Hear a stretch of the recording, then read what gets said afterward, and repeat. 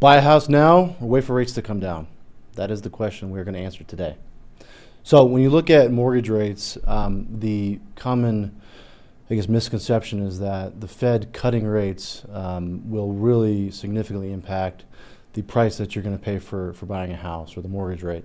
Not entirely untrue. However, we do have some data for you today. So mortgage rates tend to follow the 10-year Treasury, not so much the short-term Fed rate that gets all the publicity. And by the way, they are meeting today and tomorrow, so this is timely.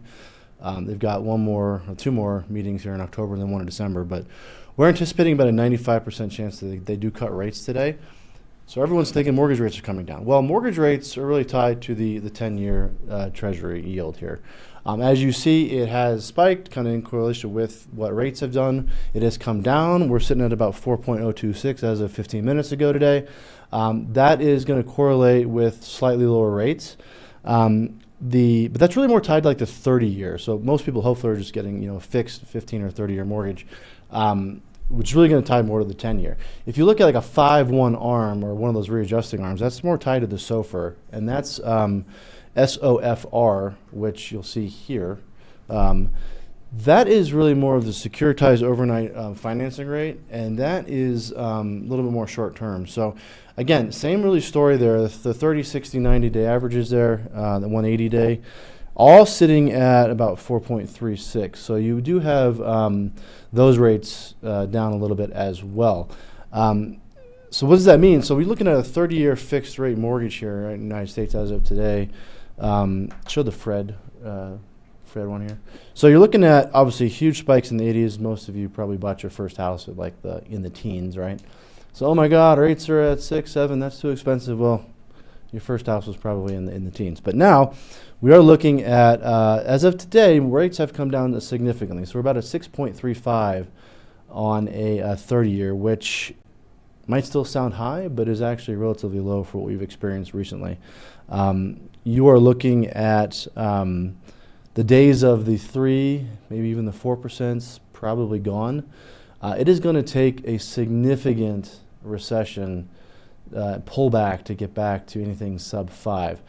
I don't want to be the wet blanket on anybody's dreams here, but you're really looking at more likely scenario of the market kind of prices these things ahead of time. So the Fed meets today. A lot of that, hopefully good news, that 95% I talked about is probably already priced into a lot of this. You'll almost get more out of what Powell says about their decision and their updated dot plots here for the remainder of his term, which ends in May of next year. But you're really going to see most likely a lot of the upside or the downside, the rates dropping, most likely already priced in. If they are a little bit hesitant on what happens going forward, potentially still worried about tariffs or inflation kicking back up, you might even see rates tick back up, unfortunately. So the Fed rates do impact what happens in the bond market quite a bit. It's not as correlated as some people would think. I think what you're going to see is hopefully low 6s, possibly even high 5s. However, if you're thinking that $800,000 house is now going to be in your price range because rates have gone from 6.3 to 5.8 or something, that's really not really going to move the needle much for you. In fact, if you did some basic math here, an $800,000 house today at 6.5% interest rate on a 30-year mortgage, your principal and interest payment would be $5,029. Okay, if rates drop, first thing that's going to happen is prices probably going to go up a little bit. Quite a bit.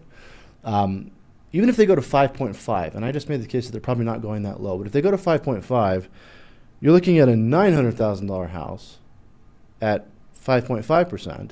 Yay, rates went down. But you bought a $900,000 house instead of an $800,000 house. You're looking at a $5,086 payment, so you actually have a more expensive house payment than you did if you just bought the house now. Now, if you buy the house now and refinance into that, different story, okay? But if you're on the sidelines with cash, good position, your debt to income levels look good, you're not getting over your skis, I'd really probably look at buying a house now, and if the rate is important to you, maybe refinancing later. But if you wait until those houses go back up in value, you're really looking at probably a worse situation just on how much you pay for the house. So what's the old realtor? It's like date the rate, marry the house, or something like that. I would agree with that here in that situation. So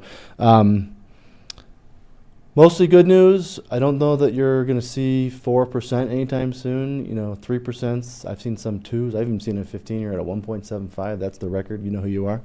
I don't think those are coming back. I hope they don't come back, because that means we're in a pretty deep recession and we've got bigger problems. So if you're on the fence, hopefully this helps.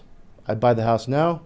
And what about refinancing? If we're in high right now, when should we think about refinancing? Yeah, I would refinance if we go. Honestly, if you refinance and you look at your payment, there's a lot of decision points around refinancing. So current cash payment, do you need cash out of your house? You're trying to refinance a home equity line that you took out. That's probably, home equity lines are more tied to the SOFR, so they're a little bit higher. It's usually SOFR plus a couple percentage points. So it depends on the why you need to refinance. If you're refinancing, 6% mortgage right now, no, if that's all you're trying to do. If you're trying to refinance a 6.57% mortgage and you're trying to pay off a little bit of debt with some of the equity that you can have, maybe pay off some of your home equity line, improve your cash flow by a couple $100, yeah, maybe you wait till you get to see the high fives. When I used to work in the mortgage industry, some of you know this, I used to work for Quicken Loans, now Rocket Mortgage.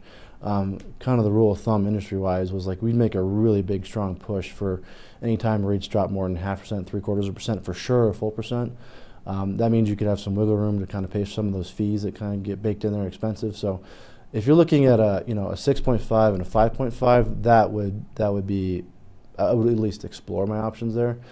But if you're trying to pay off debt, take some equity out of your house, maybe pay off a 7, 8, 9% HELOC with some of first mortgage refinance, that might be worth it too. So sure, you can talk to some qualified people out there. I know we have a bunch here on in our client list, so if you need a recommendation, we can give you one. But yeah, refinancing is coming back strong right now. And to my point on housing prices, guys, I didn't mention this, but we're at a 4th month in a row of I think Redfin had 2.17 million homes for sale. 30% of homes that sold have a price decline right now. Homes are sitting. It's definitely a buyer's market. Rates drop much more than they are from right now, which we've just seen. Kind of the lowest mortgage rates we have seen in a while. Interest is picking back up. People kind of graduate into a place where they could buy some houses. That inventory might drop a bit, and as it drops, it's going to turn more into a seller's market from buyers. It's strong buyer's market right now. So, date the rate, marry the house. I'd be in favor of buying if you got your eyes on something right now. So, hopefully that helped. You know where to find us if you have any questions. Thanks.